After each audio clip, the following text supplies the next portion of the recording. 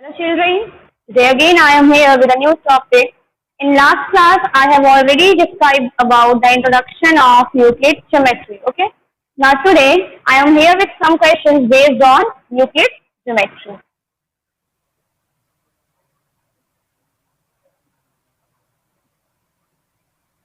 Today we will discuss some questions based on Euclid geometry. In last class I have told about the axioms and postulates of Euclid geometry. Now today we will see that how can we solve the question based on Euclid geometry. Now consider the first question. What is the first question? The first question says, which of the following statements are true? Give reason for your answer. कुछ statements आपको दिए हुए हैं और आपको ये बताना है कि इसमें कौन से स्टेटमेंट ट्रू हैं, उनका आपको रीजन देना है. If statements are false, in that case also you have to give reason. Statement true है तो ट्रू है, स्टेटमेंट फॉल्स है तो ट्रू फॉल्स है. इन दोनों का आपको क्या देना है? रीजन देना है. Clear? Now consider first question. The first question is only one line can pass through a single point. The first statement is only one line can pass through a single point. Now tell me that the given statement is true or false. Obviously, yes, the statement is false. Why? Because suppose this is a point. This is a point. Clear? Now tell me how many lines you can draw through this point. आप इस point से pass out होने वाली कितनी line draw कर सकते हो? Then you will say that this is a line passing through this point. In the same way this is also a line passing through this point.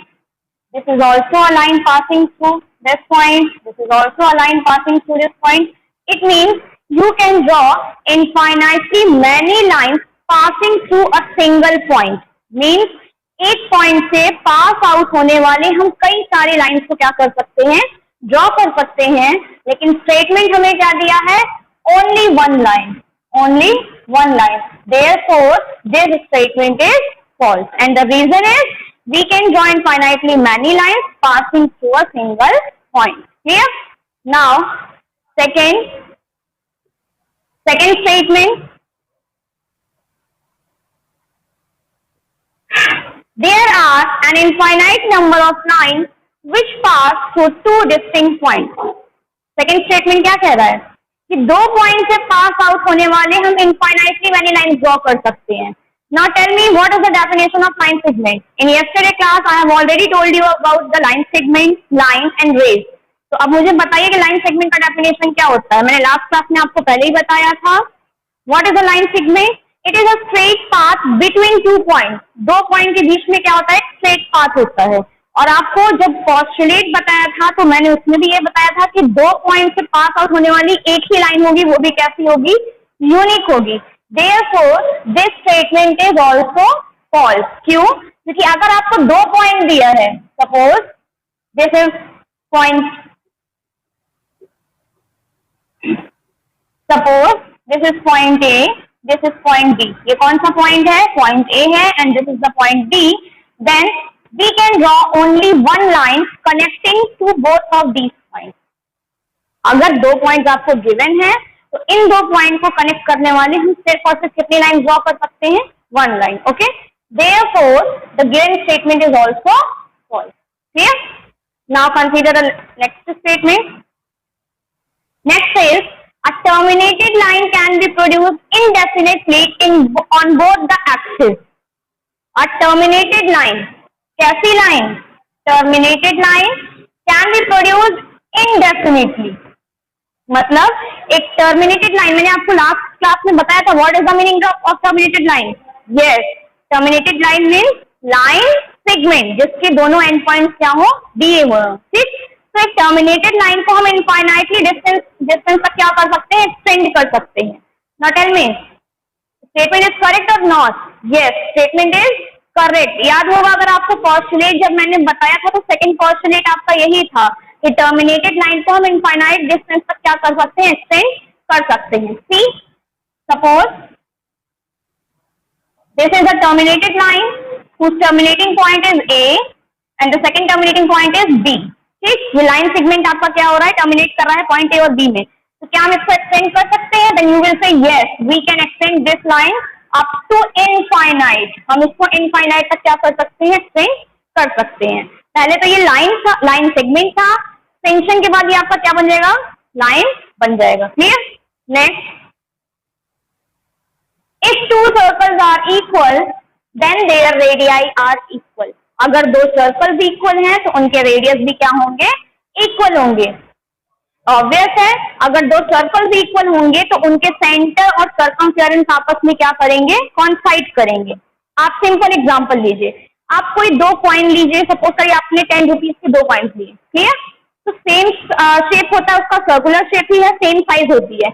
अब एक coin को दूसरे के ऊपर रखिए, तो क्या ऐसा होता है कि किसी कॉइन का पार्ट आप इधर के साइड से देखिए तो पीछे वाला कॉइन आपको दिखे, या आप फिर से उसे बैक पे ले जाइए और पीछे वाला कॉइन आपको दिखे? ऐसा तो नहीं होगा ना, ऐसा नहीं होगा।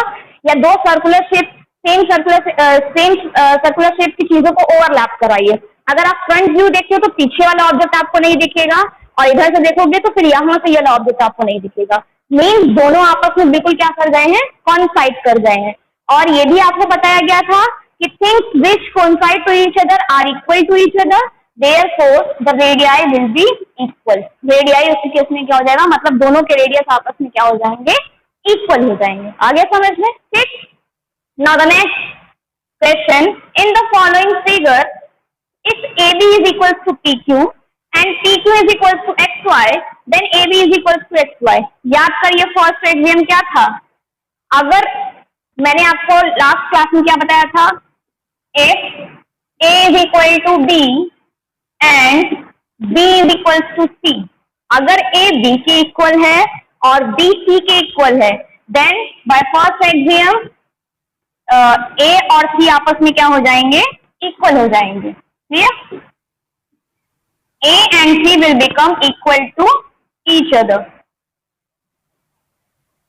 Then in this case, A and C will become equal to each other. Means A is equals to C. This implies A is equals to C.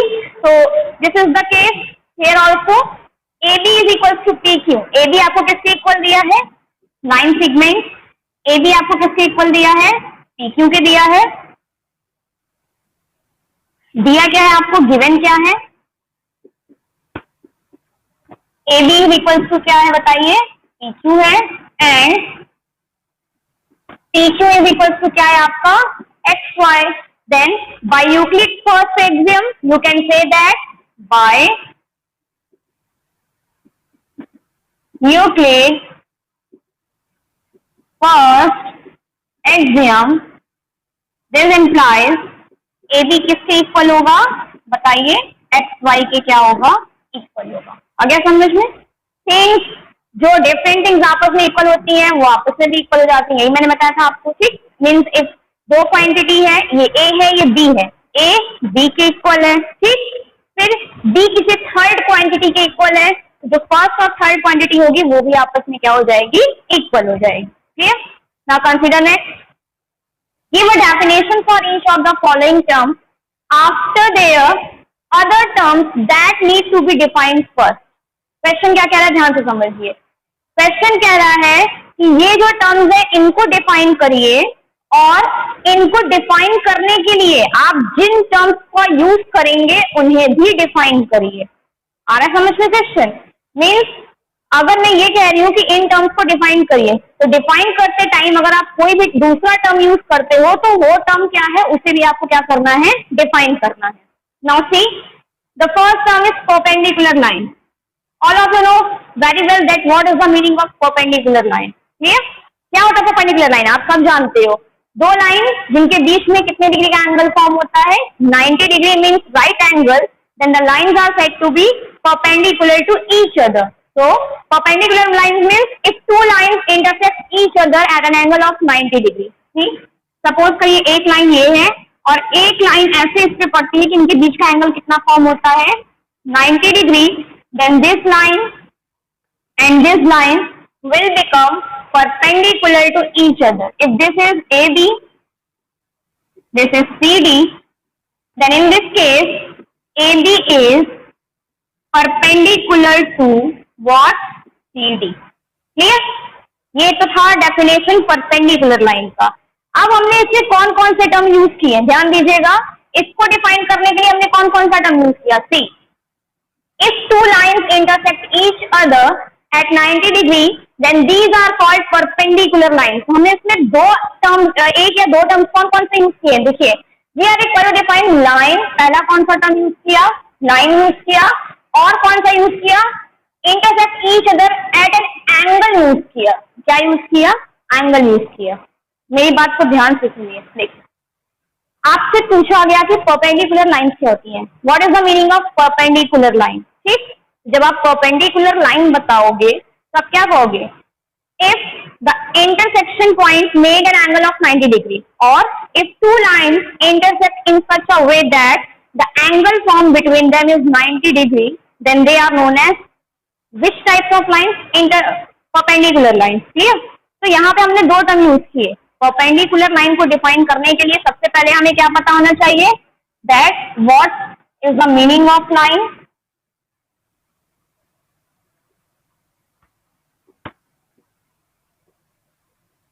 First, what is line, पहला ये पता होना चाहिए। दूसरा, हमारे पास लाइन है, उनके बीच में एंगल क्या होता है, मीन्स हमें और दूसरा टर्म क्या पता होना चाहिए? एंगल। तो परपेंडिकुलर लाइन को डिफाइन करने के लिए हमने ये दो टर्म यूज किए। ठीक, मतलब लाइन हो और उनके बीच में एंगल कितने डिग्री का हो? 90 डिग्री का। तो इन दोनों टर्म को हमने यूज किया। और मैंने आपको लास्ट क्लास में ही बताया था लाइन क्या होती है? स्ट्रेट पाथ जिसको हम इनफाइनाइट डिस्टेंस तक क्या करें? एक्सटेंड कर सके। एंगल क्या होता है? एंगल मीन्स जब दो रे एक ही पॉइंट से ओरिजिनेट होती है तो उनके बीच में क्या फॉर्म होता है? आपका एंगल का फॉर्मेशन होता है। और ये क्या मेजर करता है? Measure of rotation. It gives us measure of rotation. ठीक, तो ये दोनों चीजें आपको मैंने लास्ट क्लास में डिफाइन कर दिया था। नेक्स्ट आपका क्या है? देखिए, radius of a circle. Radius of a circle, what is the meaning of a radius of a circle? Means it is the distance between the center of a circle to any point lying on the circle. What is the meaning of a radius of a circle? See, suppose this is a circle. ये आपका क्या है? Circle है। Now, suppose this is the center. ये इसका क्या है? Centre है। ये इसका सेंटर, इसकी नेमिंग हम क्या कर रहे हैं? O। और इसके सर्कमफेरेंस से हम कोई दूसरा पॉइंट ले रहे हैं। सपोज करिए हमने इसके सर्कमफेरेंस से एक पॉइंट लिया, वो पॉइंट क्या है हमारा? P। तो what is the meaning of the radius? Centre से सर्कमफेरेंस पे लाई करने वाला जो पॉइंट होता है, इन दोनों के बीच के डिस्टेंस को ही हम क्या कहते हैं? इसी को हम क्या कहते हैं? रेडियस। ये जो डिस्टेंस होती है ये आपको क्या देगी? रेडियस देगी। Clear? Then what is the radius of a circle? It is the distance between the centre of a circle, centre of a circle is O, and to any point lying on the circle। Means circle के centre से circle के circumference से कोई भी point ले लीजिए। मान लीजिए मैंने यहाँ पे एक पॉइंट कंसिडर किया, तो क्या इसके बीच का भी डिस्टेंस रेडियस होगा? Yes, this is also a radius. ये भी क्या होगा? रेडियस होगा। और सेम होंगे, एक यूनिक ही रेडियस इसका इस सर्कल का होगा। अगर आप रेडियस चेंज करोगे तो सर्कल क्या होने लगेगा? चेंज होने लगेगा। ठीक है, तो ये इसका क्या होता है? रेडियस होता है। ये तो रही रेडियस ऑफ सर्कल की डेफिनेशन। सेकेंड थिंग, क्वेश्चन में क्या कहा है कि अगर आप इस टर्म को डिफाइन कर रहे हो तो आपने और कौन कौन से टर्म्स को यूज किया है? तो ध्यान दीजिए, जब हमने रेडियस ऑफ अ सर्कल को डिफाइन किया तो हमने कौन से टर्म यूज किए? पहला हमने क्या कहा? ये डिस्टेंस होता है किसके किसके बीच का? सेंटर का और सर्कमफेरेंस पे लाई करने वाले पॉइंट का। तो हमने दो टर्म यूज किए। एक तो हमने क्या यूज किया? सर्कमफेरेंस, और दूसरा कौन सा टर्म यूज किया? पॉइंट। यही दो टर्म यूज किए थे रेडियस को डिफाइन करने के लिए। See, it is the distance between the centre of a circle to any point lying on the circle.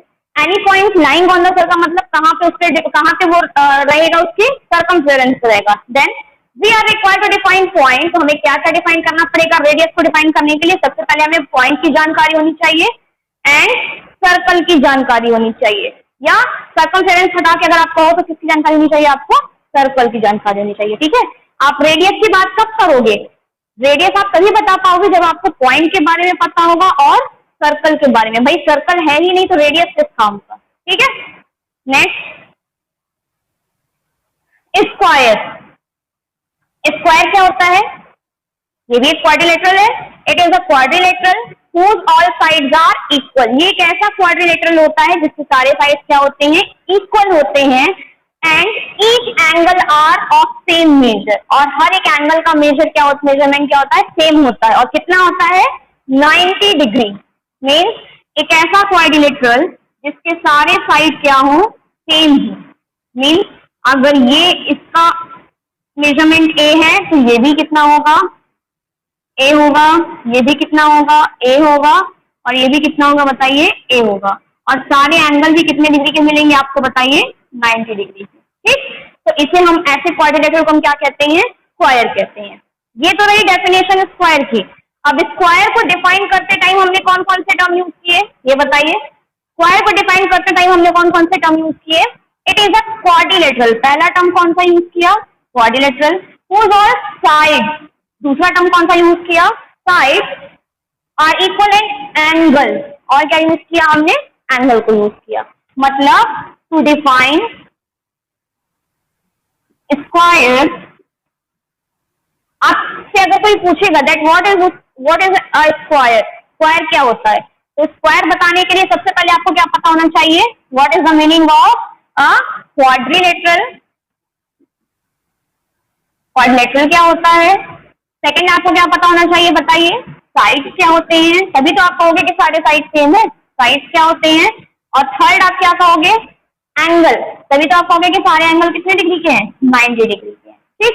अगर इन तीनों चीज की जानकारी आपको है, if you know very well about these three terms, then you can define easily that what is a square. Clear? Now consider next question. If a point C lies between 2 points A and B such that AC is equal to BC, then prove that AC is equal to half AB. आप सब जानते हो कि ऐसा होगा, लेकिन इसे proof आप कैसे करोगे? क्वेश्चन क्या कह रहा है? क्वेश्चन says that कि अगर ये एक लाइन है, लाइन सेगमेंट ले लो, ठीक, ए बी, ये लाइन सेगमेंट ए बी है और इसके मिड पे एक पॉइंट लाई कर रहा है जो कौन सा है आपका? सी है, बिल्कुल मिड पे है, ए और बी के एकदम बीच में है। Then you have to prove that AC is equal to half BC। और गिवन क्या है? Point C lies between 2 points A and B such that AC is equal to BC। और C कैसे इनके बीच में है? AC इज इक्वल टू क्या है? BC है। मतलब दो चीजें आपको दी हैं। पहला क्या दिया है? एक लाइन सेगमेंट दिया है जिसमें A B के बीच में एक पॉइंट C है और पॉइंट C का लोकेशन कैसा है कि C का A से डिस्टेंस और C का B से डिस्टेंस क्या है? सेम है। तो आपको ये शो करना है कि AC किसके इक्वल होगा? हाफ BC के क्या होगा? इक्वल होगा। क्लियर? चलिए देखते हैं कैसे ये प्रूफ होगा।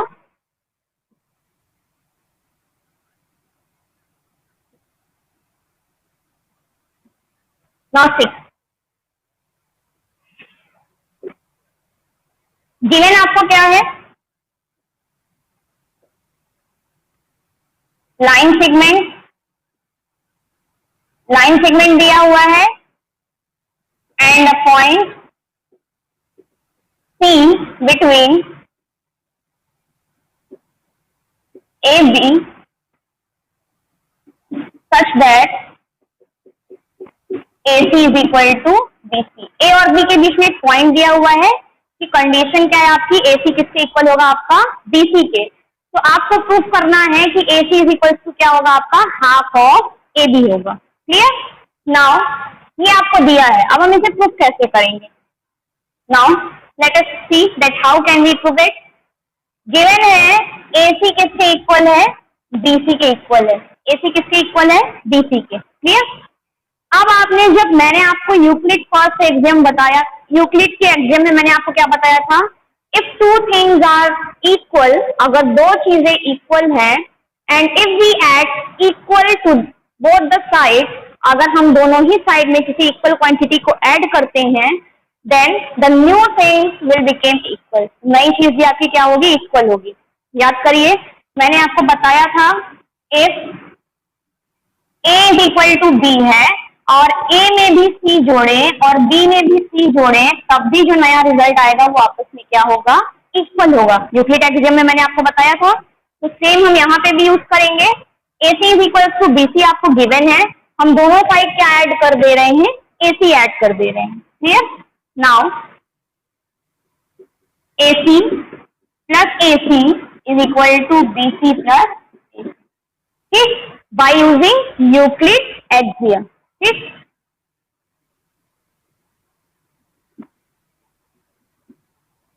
Euclid first axiom, Euclid first axiom याद करिए। AC is equal to BC, ध्यान से समझिए, AC is equal to BC आपको दिया हुआ है और दोनों ही साइड मैंने सेम क्वांटिटी ऐड की है। कौन सी क्वांटिटी ऐड की है? अगर आपको कंफ्यूजन है तो मैं फिर से लिख देती हूँ। ठीक, ये आपको गिवन था पहले से और मैंने ऐड क्या किया है इसमें, मैंने ऐड किया है AC, दोनों साइड मैंने AC को क्या कर दिया, ऐड कर दिया। और कौन सी प्रॉपर्टी को यूज करके, बाय यूक्लिड फर्स्ट एक्सियम, क्योंकि यूक्लिड फर्स्ट एक्सियम क्या कहता है कि दो क्वांटिटी अगर सेम है और दोनों ही क्वांटिटी में कोई सेम चीज हम अमाउंट ऐड करते हैं तो भी जो रिजल्टेंट होगा वो आपका क्या रहेगा, सेम रहेगा। Now look at the figure. अब फिगर देखिए, AC प्लस AC आपका क्या हो जाएगा बताइए, AC plus AC is 2AC। Clear? Now see, AC plus BC ये आपका क्या है, BC plus AC means BC आपका कौन सा वाला पार्ट है, ये वाला पार्ट आपका पूरा BC है और ये वाला पूरा पार्ट आपका क्या है, AC है।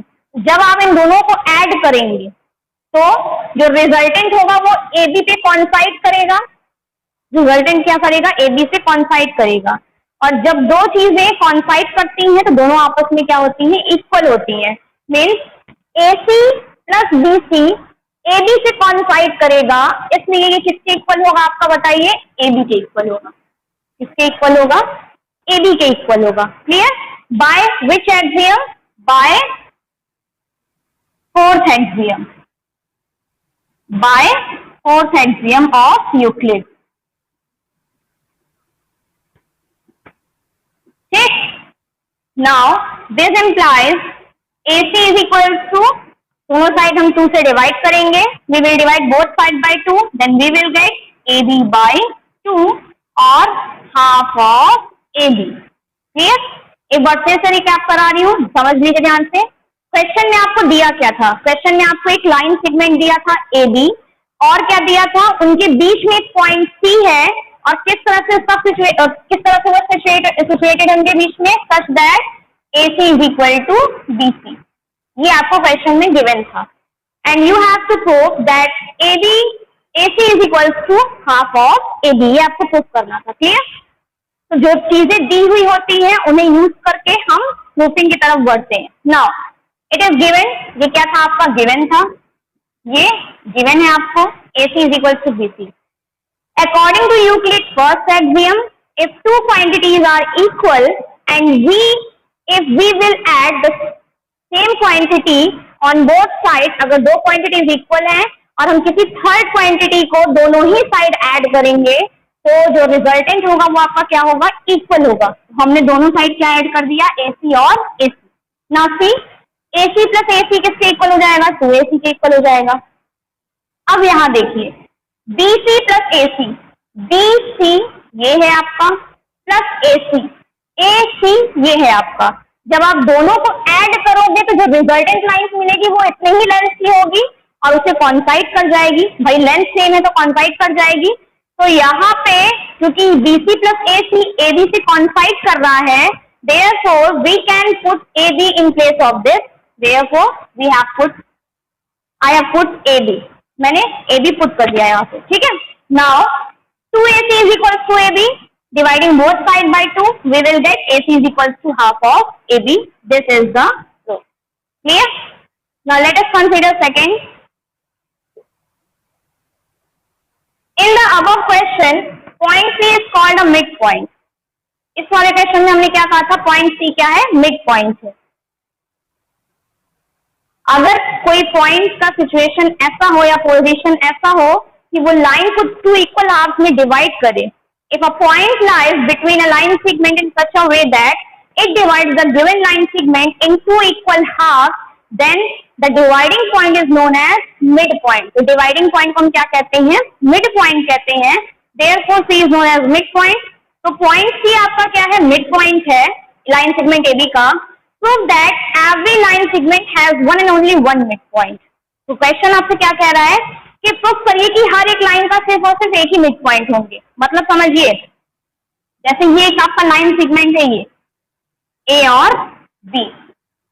देन क्वेश्चन क्या कह रहा है आपसे? क्वेश्चन ये कह रहा है कि इस लाइन में सिर्फ एक ही पॉइंट ऐसा होगा जो इसको टू इक्वल हाफ में डिवाइड करेगा. मतलब अगर आपने मान लीजिए एक पॉइंट सी लिया, एक पॉइंट डी लिया, एक पॉइंट ई लिया, ठीक, तो क्या ऐसा पॉसिबल है कि ई ऐसा हो कि ए ई ईबी के बराबर हो?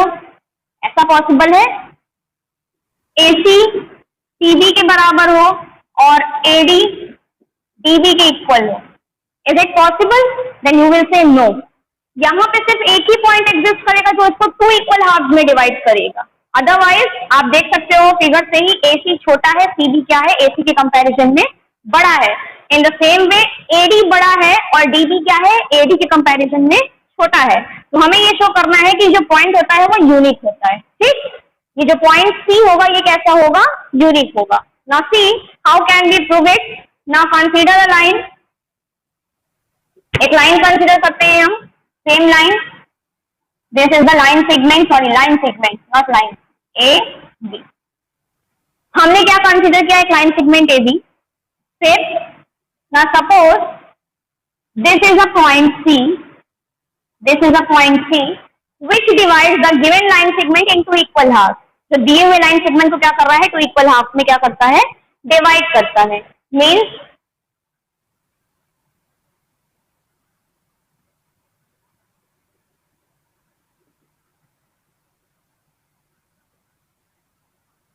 let AB is a line segment and C is the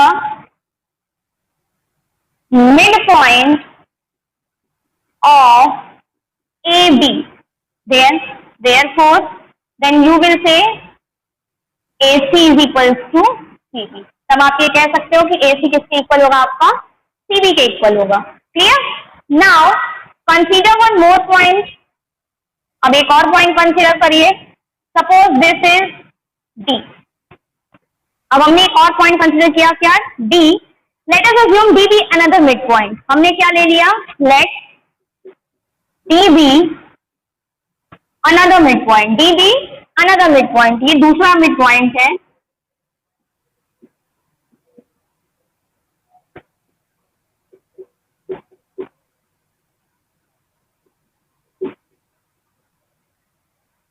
ये आपको दिया था कि AB एक लाइन सेगमेंट है, C इसका क्या है? एक मिड पॉइंट है. हमने क्या अज्यूम कर लिया? D भी एक लाइन सेगमेंट एक पॉइंट है और कैसा है? That D divides the given line segment into equal half. मतलब D दिए हुए लाइन सेगमेंट को दो इक्वल हाफ में क्या कर रहा है? डिवाइड कर रहा है. अगर D दिए हुए लाइन सेगमेंट को दो इक्वल हाफ में डिवाइड कर रहा है, दिस इंप्लाइज, तो आपको क्या मिलेगा बताइए? AD इज इक्वल टू क्या मिलना चाहिए? DB. AD is equal to आपको क्या मिलना चाहिए? DB मिलना चाहिए. ठीक, बट क्वेश्चन के अकॉर्डिंग टू क्वेश्चन क्या कह रहा है? AC किसके इक्वल है? CB के. ध्यान से समझिएगा, ये क्वेश्चन के अकॉर्डिंग है और ये आपके अजम्पशन के अकॉर्डिंग है. तो we will subtract both of these equation. हम इन दोनों इक्वेशन को क्या करेंगे? सब्ट्रैक्ट करेंगे. तो now from equation 1 minus equation 2, हमने इक्वेशन 1 में से इक्वेशन 2 को क्या कर दिया? सब्ट्रैक्ट कर दिया. Then what we will get on right hand side? AC minus AD. यहाँ पे राइट हैंड साइड क्या था? AC था. यहाँ पे राइट हैंड साइड क्या है? AD. Then AC minus AD. By Euclid first axiom या sorry by Euclid second axiom हमने क्या पढ़ा था? If two things are equal, अगर दो क्वांटिटी इक्वल है और दोनों ही साइड हम सेम अमाउंट क्या करें? सब्ट्रैक्ट करें, तो भी रिजल्टेंट आपका क्या रहता है? सेम रहता है. याद करिए कौन सा एक्सियम था? सेकेंड था ना? क्या कह रहा था second axiom? If A is equal to B, then A minus C किसके इक्वल था? B minus C के। सेकेंड एक्सियम आपका यही था, वही हमने यहाँ पे यूज किया है, क्योंकि ये दोनों क्वांटिटी आपस में इक्वल है, तो इसको हम इसमें से क्या करते हैं? सब्ट्रैक्ट कर सकते हैं। Clear? Now right hand side CB minus DB, ये आपको मिलेगा। Clear? Now see from the figure, AC ये आपका क्या है? AC है, and this is AD, this is AD. Now which one is larger in length? Then you will say AD is larger in length in comparison of AC. AD is larger in length in comparison of AC. AD क्या है? AC के comparison में length में क्या है? बड़ा है। तो हमने लिखा है AC माइनस AD, तो हम छोटे में से बड़े को तो माइनस कर नहीं सकते, तो यहां से आपको क्या मिलेगा बताइए? Minus C। AD में से AC क्या, तो आपको क्या मिलेगा बताइए? CD minus CD. What we will get? Minus CD. This is equal to, now see here, CD minus DB. ये आपका CD है पूरा, और इसमें से आपने इतना पार्ट हटा दिया तो आपको क्या मिलेगा? DB मिलेगा। This is equal to DB. Sorry, CD में से आपने DB हटाया है।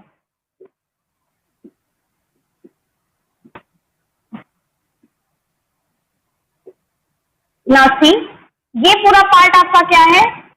CD है, और इसमें से आपने इतना पार्ट अगर माइनस कर दिया, काट दिया, तो क्या बचा? यही वाला पार्ट आपका बचा। Then what will you get? You will get CD. What will you get? You will get CD. अब CD दोनों साइड आप क्या करिए? ऐड करिए, क्योंकि दो क्वांटिटी अगर इक्वल है तो दोनों ही साइड सेम क्वांटिटी ऐड हम कर सकते हैं according to Euclid first axiom. Then what will you gate?